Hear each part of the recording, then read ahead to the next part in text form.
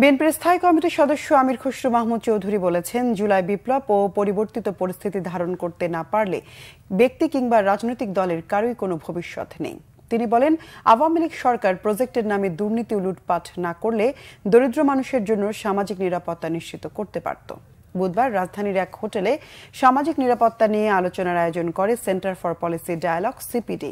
আমির খসরু মাহমুদ চৌধুরী আরও বলেন, বিগত সরকার আমলে এমন সব প্রজেক্ট নিয়েছে তা থেকে পরিচালন ব্যয়ও ওঠে না।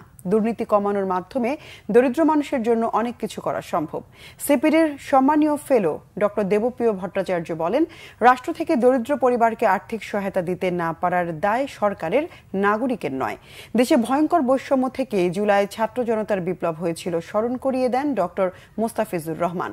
রাষ্ট্রের পক্ষ থেকে প্রতিটি দরিদ্র পরিবারকে মাসে ৪,৫৪০ টাকা দেবার যৌক্তিকতা অনুষ্ঠানে তুলে ধরে সিপিডি।